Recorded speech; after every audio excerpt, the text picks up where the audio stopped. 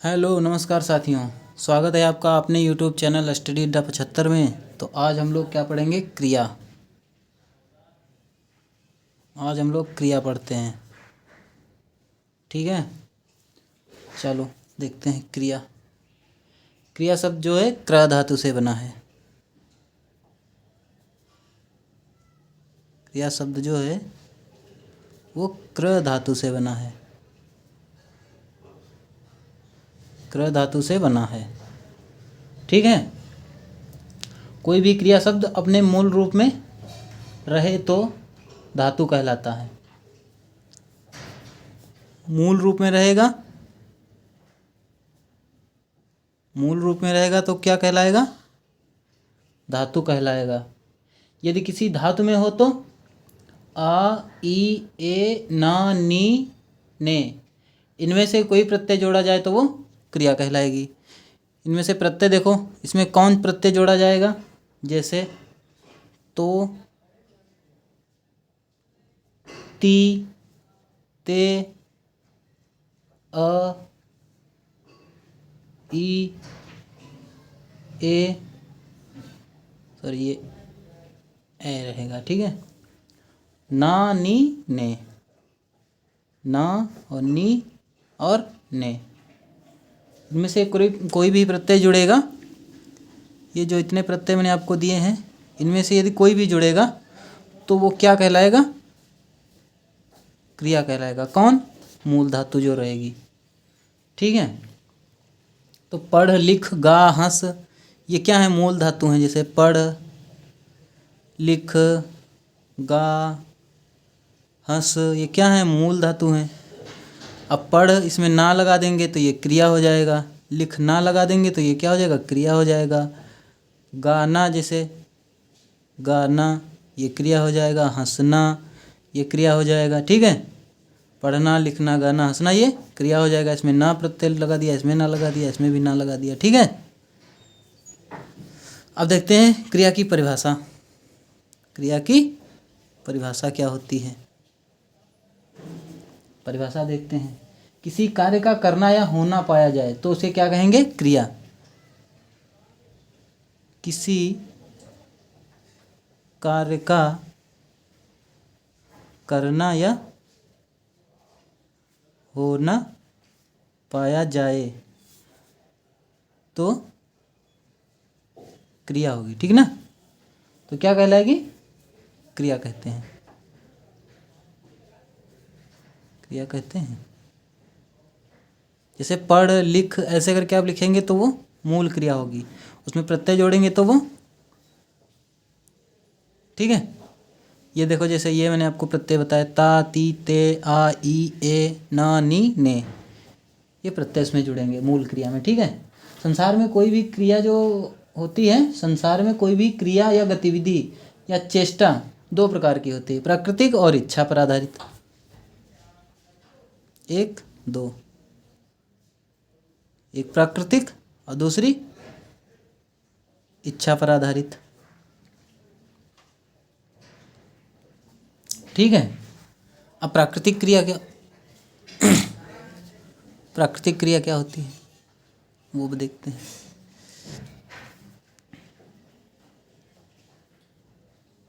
प्राकृतिक प्राकृतिक क्रिया होती है, जैसे बरसना है ना। संसार में बिजली, जैसे बिजली चमकी तो वो क्या होगी? प्राकृतिक क्रिया होगी, ठीक है। तो संसार में जितनी भी क्रियाएं होती हैं प्राकृतिक नियम के अनुसार अपने आप होती हैं, उनमें कोई इच्छा या बंधन नहीं होता, तो वो क्या कहते हैं? प्राकृतिक क्रिया उसे कहते हैं, ठीक है। जिस पर किसी का जोर ना हो, किसी का जोर ना हो, ठीक है। तो आज अब लोग जो क्रिया है, मतलब बहुत छोटा भी नहीं कह सकते, अच्छा खासा टॉपिक है अपने, ठीक है ना। तो बढ़िया है, आप इसको बढ़िया से तैयार करेंगे तो हमारे हिसाब से ये 2 से 3 नंबर का तो हो ही जाएगा, ठीक। जिसपे किसी का बंधन ना हो उसे क्या कहते हैं? प्राकृतिक क्रिया कहते हैं। ऐसे वाक्यों में निर्जीव पदार्थ आरंभ के जो निर्जीव पदार्थ हैं, वाक्य जो रहता है वाक्य, उसके प्रारंभ में आएंगे निर्जीव पदार्थ। ठीक, जैसे कलियां खिलती हैं, इसमें कलियां मतलब वो नॉन लिविंग माना गया है, बाकी प्लांट तो लिविंग होता है। ठीक ना, हिंदी के हिसाब से चलेंगे हम लोग, बायोलॉजी वो अलग चैप्टर। ठीक ना, तो हिंदी के हिसाब से कलियां खिलती हैं, कलियां यहाँ निर्जीव माना गया है। जैसे जो ना हो, कलियां खिलती हैं। ठीक है, कलियां खिलती हैं। मौसम बदलता है, मौसम बदलता है। ठीक, अब क्या होगा, इच्छा पर आधारित। एक बताया था प्राकृतिक और एक इच्छा पर आधारित। प्राकृतिक हो गया, अब इच्छा पर आधारित। इच्छा पर आधारित, इच्छा पर आधारित क्रिया। ठीक है, इच्छा पर आधारित क्या होगी, जब क्रिया को कोई प्राणी अपनी इच्छा अनुसार करता है तो उसे क्या कहते हैं, उसे क्रिया का करना कहते हैं। जब कोई प्राणी किसी क्रिया को अपने इच्छा अनुसार करता है, किसी क्रिया को अपनी इच्छा के अनुसार करता है, अनुसार, ठीक है, अपनी इच्छा के अनुसार करता है तो उसको क्या कहेंगे, इच्छा पर आधारित क्रिया। ठीक ना, और इस कर्ता पर, सॉरी, जो क्रिया रहती है ना, जो मतलब वाक्य रहेगा, इस पर कर्ता का पूरा नियंत्रण होगा। जैसे हाथी गन्ना खाता है, ये क्या है, हाथी की इच्छा है, गन्ना खा रहा है भाई। हाथी गन्ना खाता है। ठीक ना, रमेश स्कूल जाता है, रमेश स्कूल जाता है। इन क्रियाओं पर क्या रहेगा, जो इच्छा पर आधारित रहेंगी, इन पर जो कर्ता का पूरा नियंत्रण रहेगा। ठीक है, ये क्या है, उदाहरण। ठीक, अब नोट करके आप लोग लिख लेंगे, मैं बोलने जा रहा हूँ, आप लोग वो नोट करके लिख लेंगे। संसार में जितने भी निर्जीव पदार्थ हैं उनका कोई लिंग नहीं होता, परंतु पूर्व में व्याकरणाचार्य ने मतलब कुछ नियम दिए थे। ऐसे लिख लो आप, संसार में जितने भी निर्जीव पदार्थ हैं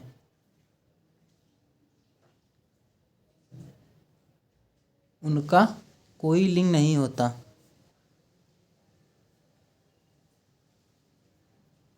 लिंग,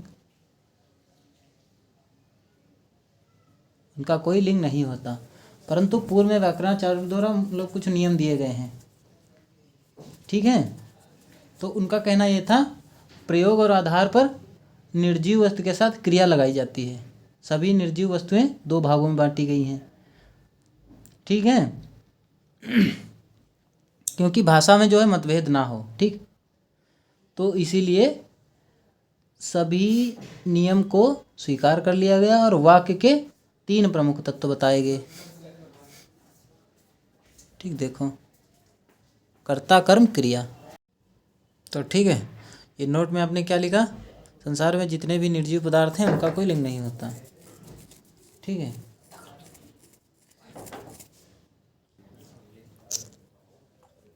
ठीक है साथियों, आगे देखते हैं हम।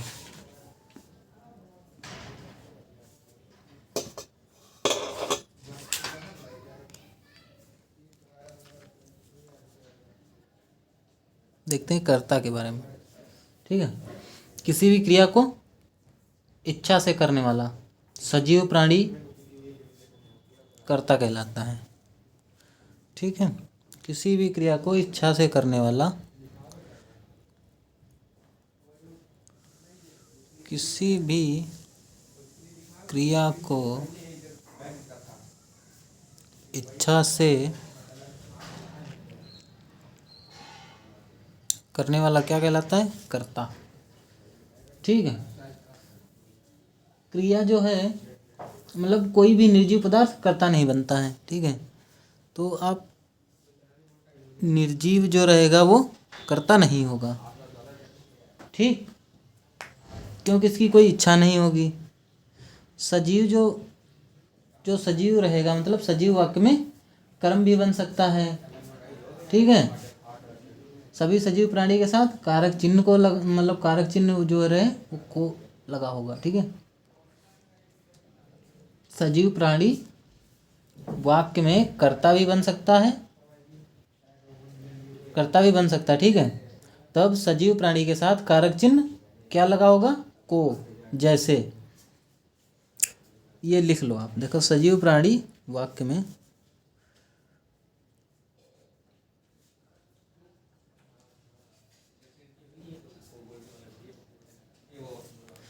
सजीव प्राणी वाक्य में कर्म भी बन सकता है।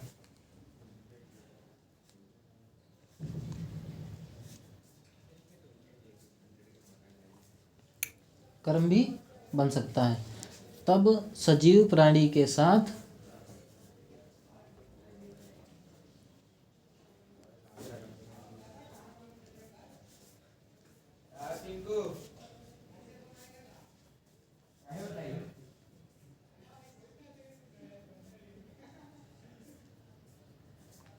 सजीव प्राणी के साथ को चिन्ह लगा होगा। जैसे सीता नाचती है।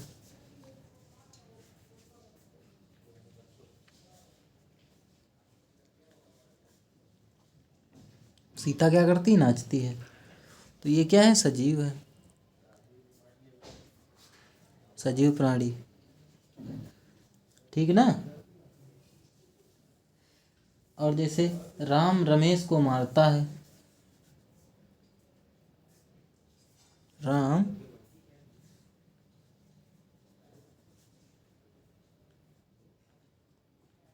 रमेश को मारता है। ठीक है। तो इसमें क्या हो गया? सजीव प्राणी क्या हो गया? कर्ता हो गया। ठीक, राम तो सजीव होगा ना। को जो रहेगा सजीव प्राणी कर्म बन गया। जैसे को है, सजीव प्राणी क्या बन गया?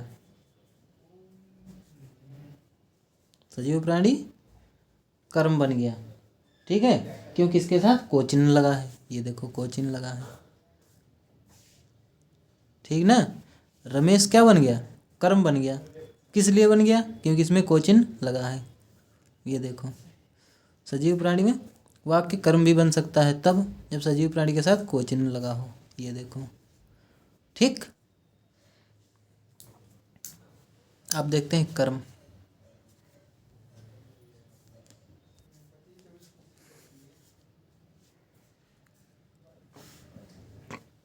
कर्म देखते हैं। संसार में जितनी भी क्रियाएं हैं, संसार में जितनी भी क्रियाएं हैं उनका कोई ना कोई उद्देश्य अवश्य होता है। क्या है? उनका उद्देश्य कुछ तो होगा। ठीक ना। उनका कुछ तो उद्देश्य होगा। इसी उद्देश्य को व्याकरण में, व्याकरण की भाषा में क्या कहते हैं? इसी उद्देश्य को जो है व्याकरण की भाषा में क्या कहते हैं?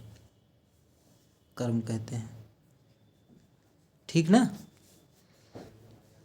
फिर से देख लो, समझ लो एक बार। संसार में जितनी भी क्रियाएं होती हैं उनका कोई ना कोई तो उद्देश्य अवश्य ही होता है। ठीक ना। तो उसी उद्देश्य को व्याकरण की भाषा में कर्म कहते हैं। ठीक है। या दूसरे प्रकार से लिख सकते हो, बात वही है, कर्ता की क्रिया का जिस पर अधिक भार पड़ता है। ठीक ना। कर्ता जो क्रिया करेगा उसका अधिक भार जिस पर पड़ेगा उसको क्या कहेंगे? कर्म कहेंगे। ठीक है, कर्म कहेंगे। अब देखो वाक्य में कर्म चिन्ह शब्द की पहचान कैसे करेंगे? जब किसी वाक्य में किसी शब्द के साथ कारक चिन्ह को लगा हो या छिपा हो उस शब्द को ही कर्म कहेंगे। कारक चिन्ह को लगा या छिपा होगा उसे क्या कहेंगे? कर्म कहेंगे। लगा या तो छिपा होगा, ठीक ना। कर्म सजीव भी हो सकता है और निर्जीव भी। कर्म जो है ये क्या होगा? सजीव और निर्जीव दोनों हो सकता है। ठीक है, ये सजीव होगा तो उसके साथ को चिन्ह लगा होगा और यदि निर्जीव होगा तो को चिन्ह नहीं लगा होगा। देखो सजीव होगा तो को चिन्ह लगा होगा और यदि निर्जीव होगा तो को चिन्ह नहीं लगा होगा मगर छिपा जरूर होगा। दिखेगा नहीं बाकी छिपा होगा। ठीक है, ठीक है। यदि कर्म वाला शब्द आंखों से दिखाई दे तो वाक्य क्या होगा? सकर्मक होगा। यदि कर्म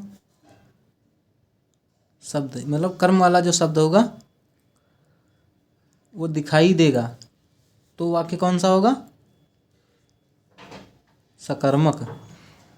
यदि कर्म वाला शब्द न दिखे, ठीक ना, आँखों से ना दिखे,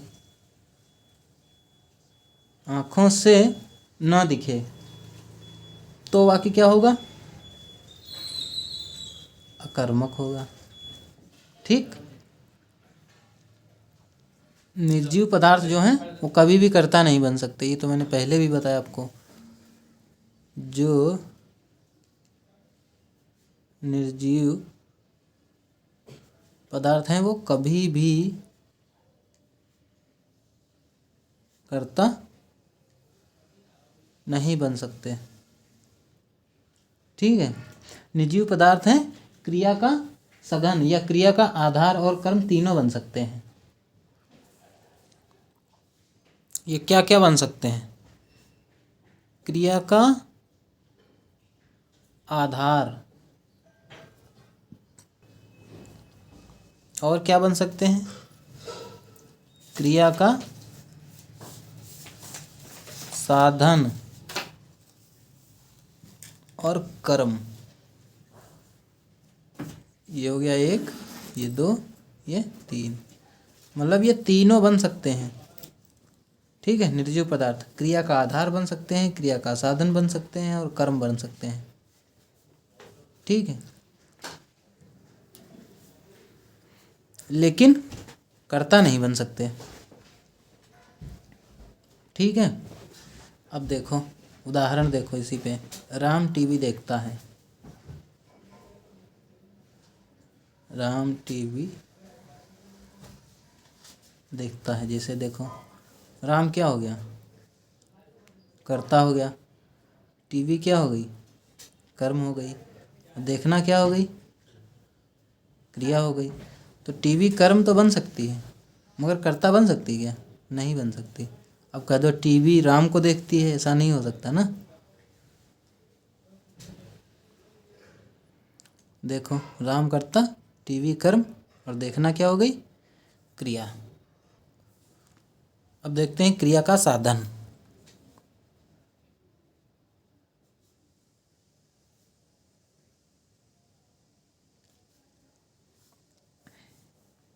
ठीक है, क्रिया का साधन वाक्य में जो करता है अपनी क्रिया को जिस माध्यम द्वारा करता है उसे क्या कहते हैं? साधन कहते हैं।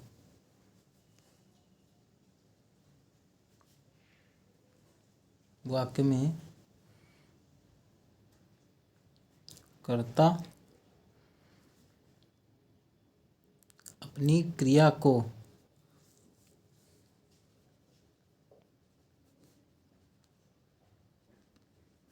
जिस माध्यम से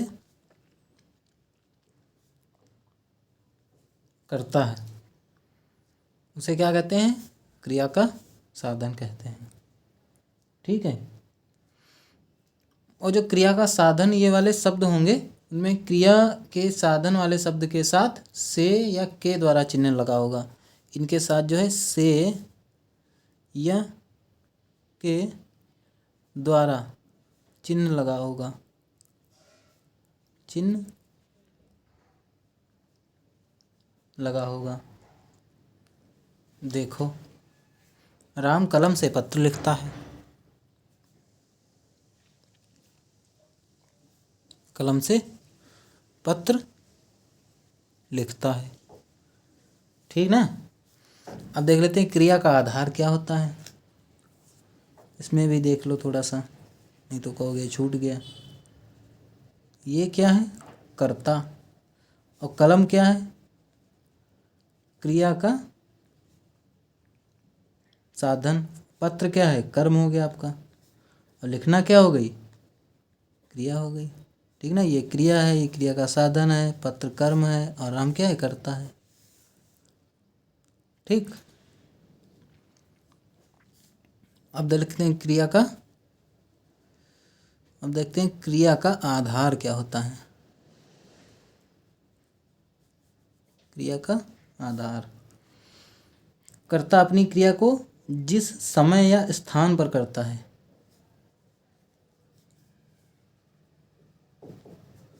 कर्ता अपनी क्रिया को जिस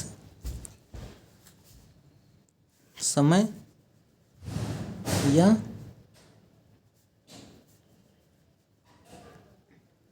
जिस स्थान पर करता है।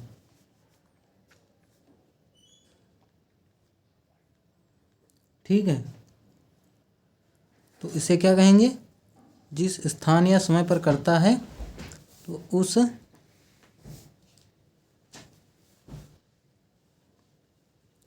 समय या स्थान को क्या कहेंगे? क्रिया का आधार। ठीक है। अब क्रिया के आधार वाले शब्दों के साथ क्या लगा होगा? में, पर, या में लगा होगा या पर लगा होगा। ठीक। वह रात में आएगा, जैसे एग्जाम्पल देखो, वह रात में आएगा। सीता छत पर बैठी है। सीता छत पर बैठी है। तो छत क्या है? स्थान।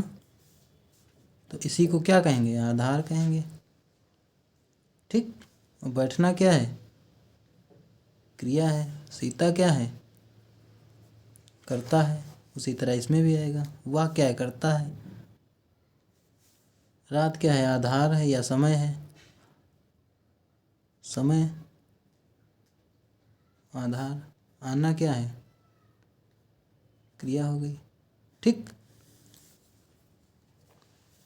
अब आगे देखते हैं। अब सकर्मक और अकर्मक में अंतर देखते हैं। मतलब सकर्मक कौन से वाक्य होते हैं और अकर्मक वाक्य कौन से होते हैं। ठीक है। पहली हेडिंग डाल लीजिए, फिर सकर्मक वाक्य। सकर्मक वाक्य। ठीक है। इसमें लिखेंगे, जब वाक्य में कर्ता क्रिया का उद्देश्य कर्म आंखों से दिखाई दे। जब वाक्य में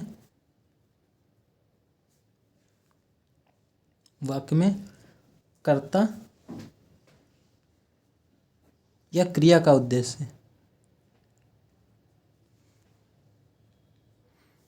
क्रिया का उद्देश्य आँखों से दिखाई देगा, तो वहाँ पर कौन सा वाक्य होगा? सकर्मक होगा, ठीक ना। और कर्म वाले शब्दों के साथ क्या रहेगा? को चिन्ह लगा या छिपा होगा। सकर्मक वाक्य में कर्म के साथ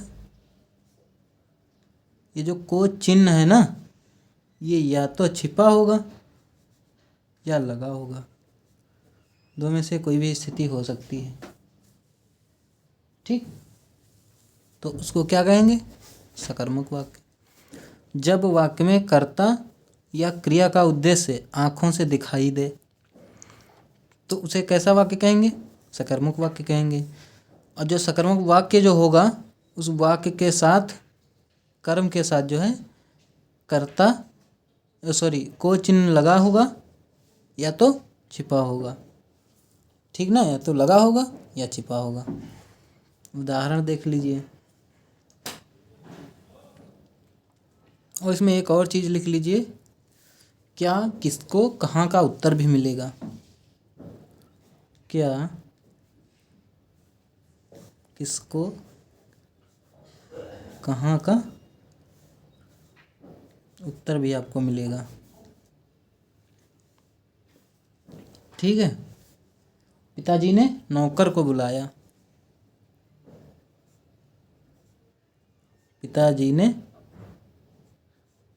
नौकर को बुलाया, उदाहरण है, ठीक है। तो अब बताओ किसको का उत्तर मिल रहा है? किसको बुलाया? नौकर को बुलाया, ठीक ना।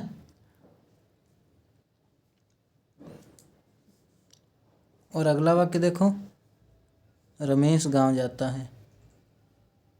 रमेश गांव जाता है, ठीक। रमेश गांव जाता है। अब आगे देखते हैं कौन सा? आकर्मक वाक्य।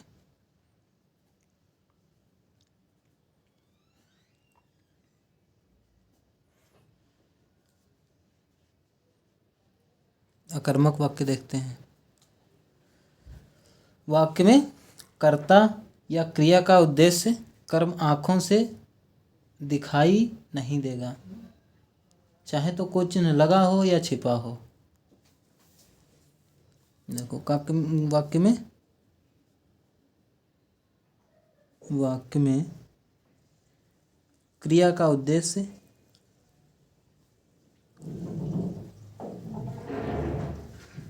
उद्देश्य आँखों से दिखाई नहीं देगा,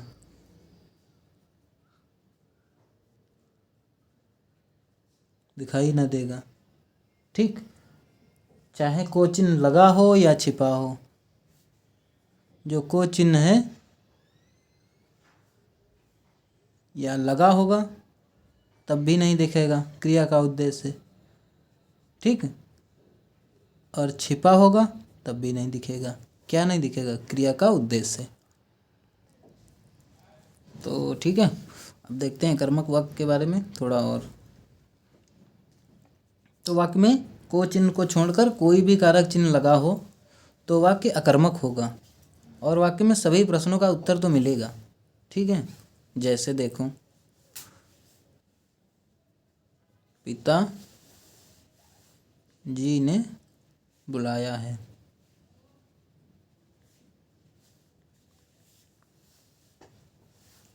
ये किसको किसको का उत्तर मिला, ठीक है। ये कर्ता कारक है जैसे, तो क्या बुलाया है बताओ? नहीं मिल रहा है ना, तो क्या होगा? अकर्मक होगा ये। राधा गेंद खेलती है, ठीक है। अब चलो आगे देखते हैं। आगे देखेंगे, जब किसी वाक्य में कोई कर्ता ना हो, जब किसी वाक्य में कोई कर्ता ना हो,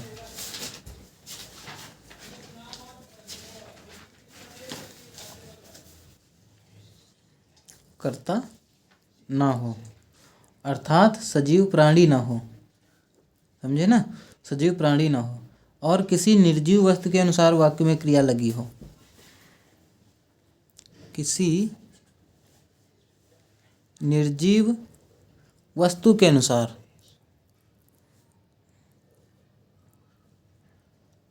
निर्जीव वस्तु के अनुसार क्या लगी हो, क्रिया लगी हो।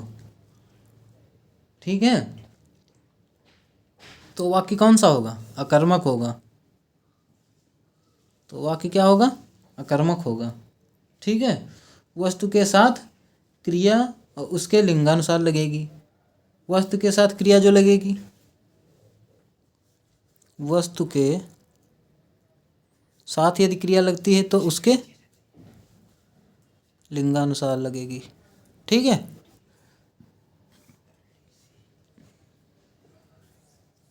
चलो आगे देखते हैं।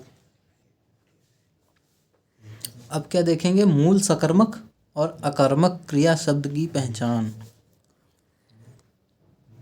मूल सकर्मक,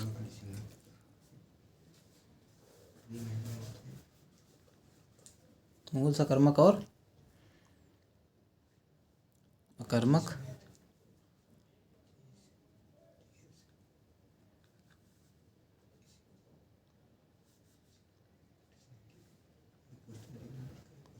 क्रिया शब्द की पहचान।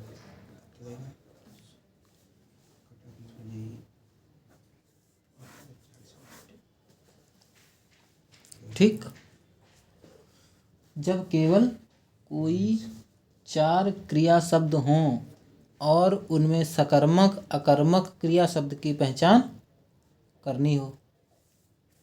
ठीक है, तब आप क्या करेंगे।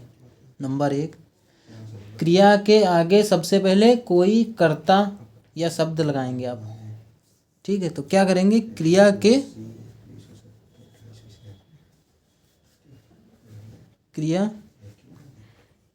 आगे, क्रिया के आगे कोई कर्ता शब्द लगाएंगे। कर्ता शब्द लगाएंगे। ठीक है, नंबर 2 में क्या करेंगे, क्रिया में त प्रत्यय जोड़ेंगे। क्रिया में त प्रत्यय जोड़ेंगे। ठीक है, तो क्रिया में क्या करेंगे, त प्रत्यय जोड़ेंगे। ठीक है, प्रत्यय जोड़ेंगे और केवल क्या शब्द को, वाक्य को प्रश्नानुसार बनाएंगे। केवल क्या शब्द से, केवल क्या शब्द से वाक्य को प्रश्नवाचक बनाएंगे।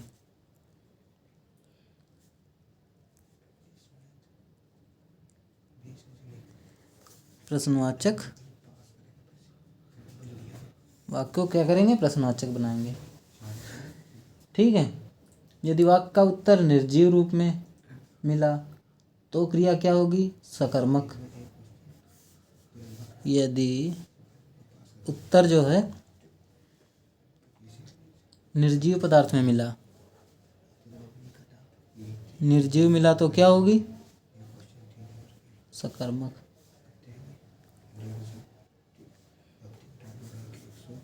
ठीक है, और यदि उत्तर जो है वो मिले ना, मतलब उत्तर मिले ही ना, ठीक है, तो क्या होगी, अकर्मक होगी। ठीक ना, उदाहरण देखो।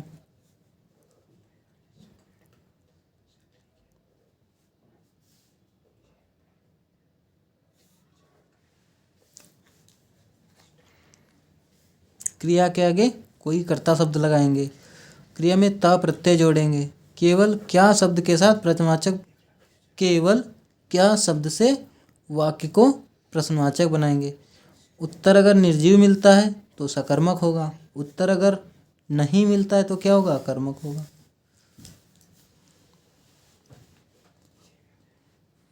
ठीक, उदाहरण देख लीजिए। जैसे राम राम, यहाँ पर अब क्या ऐसे लिख लेंगे, ठीक, ऐसे दौड़ना, राम रोना, ठीक। इधर क्या है, दोनों क्रिया उत्तर क्या से नहीं मिला, मतलब इनका उत्तर जो है क्या से नहीं मिला। जैसे राम क्या दौड़ना, राम क्या रोना, राम क्या हंसना, ठीक ना। और लिखना जो रहे, हंसना रहेगा चारों क्रिया शब्दों के साथ ता प्रत्यय लगेगा। जैसे लिखना जो इसमें अगर आप हंसना, हंसना यदि आप जोड़ेंगे तो चारों क्रिया शब्दों के साथ ता प्रत्यय इसमें लग जाएगा, ठीक है। और लिखना है, लिखना राम, ठीक है। तो लिखना जो रहेगा, इस क्रिया का उत्तर निर्जीव पदार्थ पत्र के रूप में मिला, इसलिए यह क्रिया क्या हो जाएगी, सकर्मक हो जाएगी। बाकी सभी क्या हो जाएंगी, अकर्मक हो जाएंगी, ठीक ना।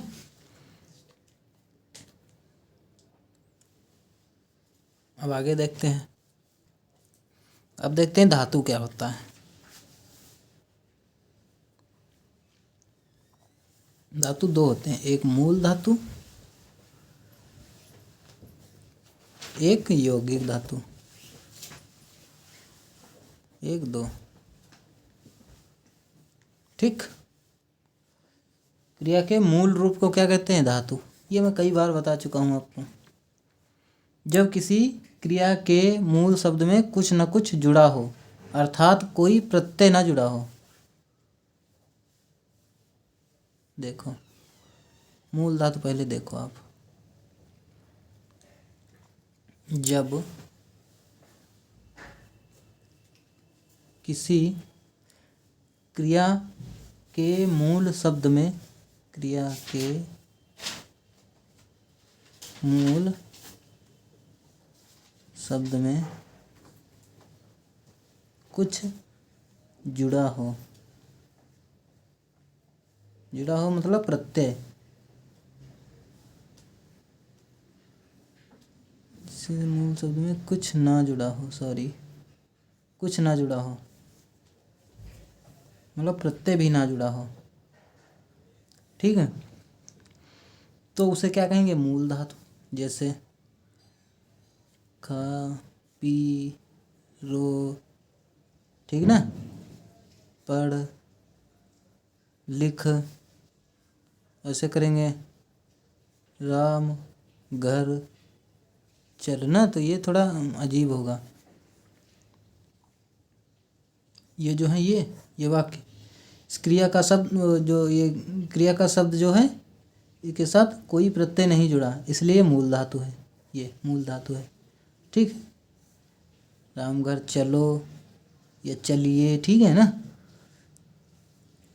अब यौगिक धातु देखो क्या होता है।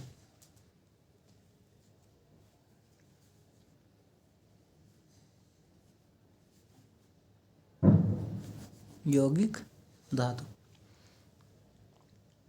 जब किसी मूल धातु के साथ प्रत्यय जोड़कर या धातु में धातु जोड़कर अथवा संज्ञा सर्वनाम विशेषण के शब्दों को क्रिया में बदल कर प्रयोग करते हैं। जैसे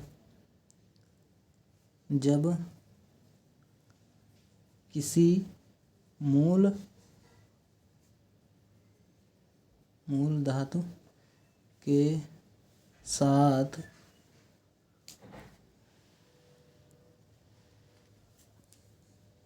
धातु के साथ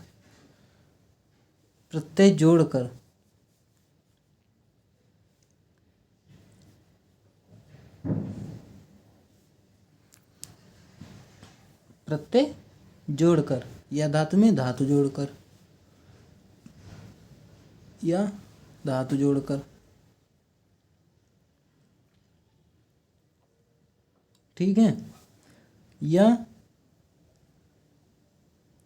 संज्ञा सर्वनाम विशेषण, संज्ञा सर्वनाम विशेषण के शब्दों को क्रिया में बदल कर प्रयोग,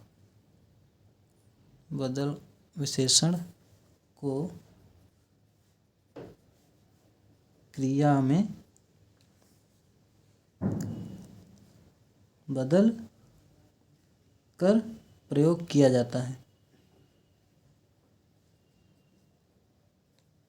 प्रयोग किया जाता है, इसे क्या कहते हैं? यौगिक धातु। ठीक है। एक चीज और देखिए, जैसे धातु और धातु मिलेंगे तो क्या होगा? संयुक्त क्रिया।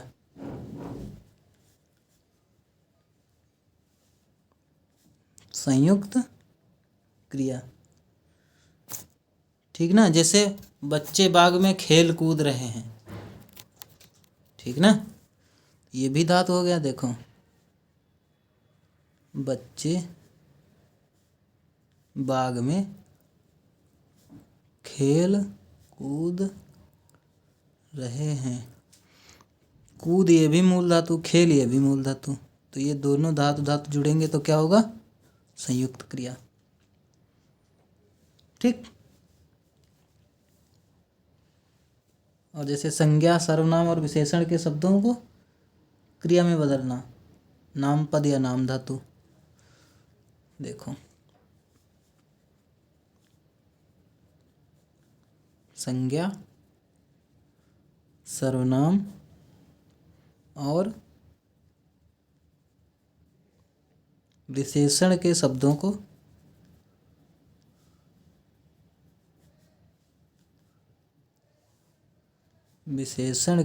को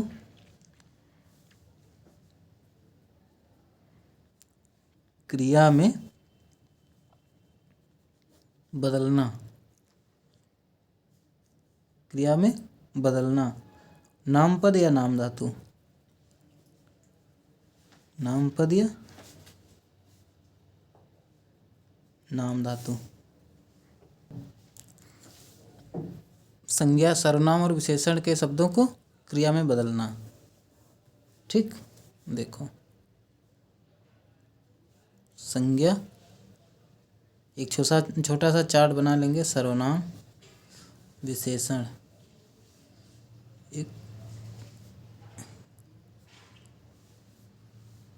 छोटा सा चार्ट बना लेंगे आप लोग। विशेषण, लास्ट से क्या होगा? बतियाना। आप से अपनाना। ठीक है। और जैसे गरम से गरमाना। ठीक ना? ये हो गया।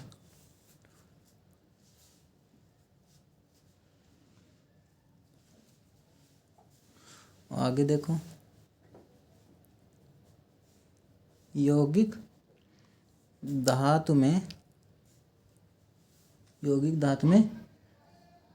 तीन तरह से क्रिया शब्दों का निर्माण होता है।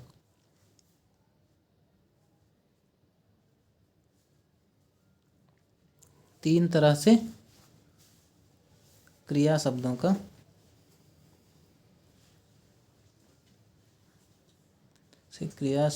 का निर्माण होता है। अर्थात रचना के आधार पर क्रिया तीन तरह से बनाई जाती है। मतलब रचना के आधार पर क्रिया जो है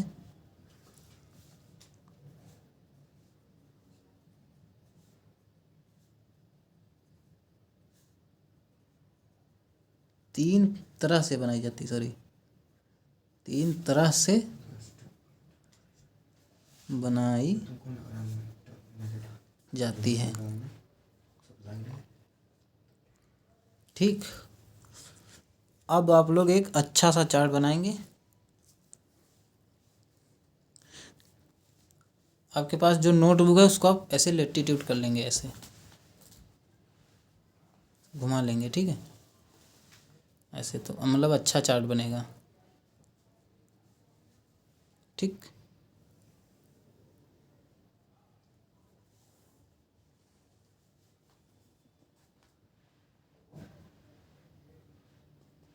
चलो यहाँ से बनाना शुरू करते हैं। क्या लिखेंगे? क्रिया के भेद।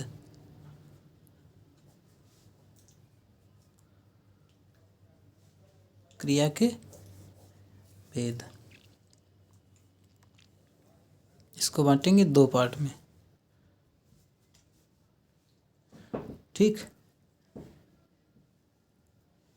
एक क्या होता है? कर्म के आधार पर, कर्म के आधार पर क्रिया, ठीक ना। और दूसरा क्या होता है?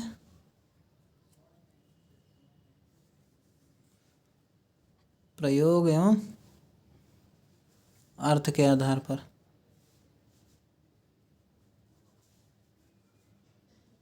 अर्थ के आधार पर क्रिया, कर्म के आधार पर कितने प्रकार की? दो प्रकार की, ठीक है। और प्रयोग एवं अर्थ के आधार पर क्रिया 5 प्रकार की। अब ये देखो कौन सी है। कर्म के आधार पर दो बताए ना, एक सकर्मक और एक अकर्मक। ठीक है, इसको आप ऐसे लिखो, ज़्यादा बेहतर रहेगा। इधर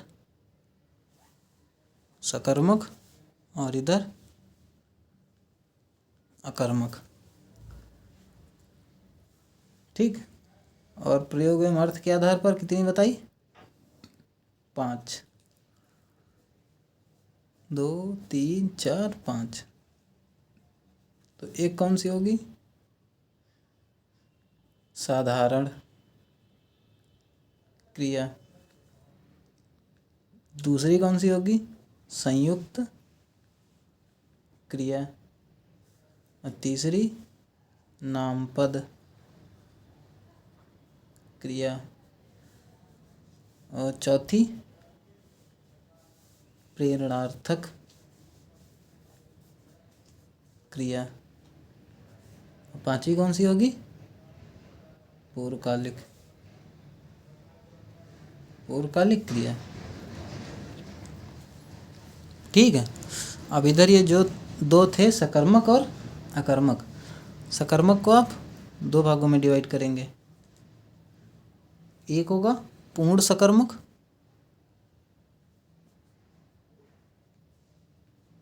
एक होगा पूर्ण सकर्मक, एक होगा अपूर्ण सकर्मक, ठीक है। एक होगा पूर्ण सकर्मक और एक होगा अपूर्ण सकर्मक। ये जो पूर्ण सकर्मक है, ये वाला पूर्ण सकर्मक, इसको आप ऐसे लिखेंगे। पूर्ण सकर्मक के दो भाग होते हैं। कितने? दो, एक, दो। एक होता है एक कर्मक,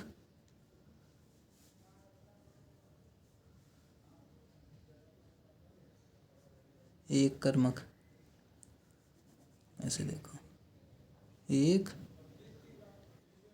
एक कर्मक। और दूसरा कौन सा? द्विकर्मक। एक कर्मक और द्विकर्मक किसके पार्ट हैं? पूर्ण सकर्मक के। और अपूर्ण सकर्मक का इसके बारे में नहीं है कुछ भी, ठीक है।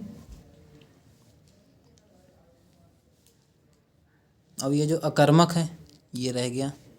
अब इसके बारे में यहाँ पर देख लो। इसके दो पार्ट होते हैं, एक पूर्ण अकर्मक, एक अपूर्ण अकर्मक। एक पूर्ण अकर्मक, एक पार्ट ऊपर एक नीचे देख लो। अपूर्ण अकर्मक। जो अपूर्ण अकर्मक होता है वो मतलब सिंगल है, इसके नहीं, इसके पार्ट नहीं है कोई भी।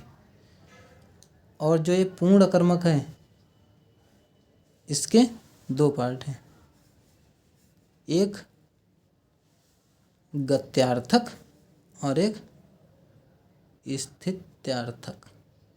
प्रत्यार्थक। ठीक, तो ये हो गई आपकी क्रिया की चार्ट। तो अभी क्रिया का बहुत सारा पार्ट बाकी है ना, मतलब अभी कुछ ही भाग हुआ है, अभी कुछ बाकी है। ठीक है, तो आज की क्लास यहीं तक, बाकी जो है क्रिया की क्लास कल होगी। तो ठीक है साथियों, जय हिंद। मिलते हैं कब? कल, इसी क्रिया के साथ। तो नमस्ते, नमस्कार।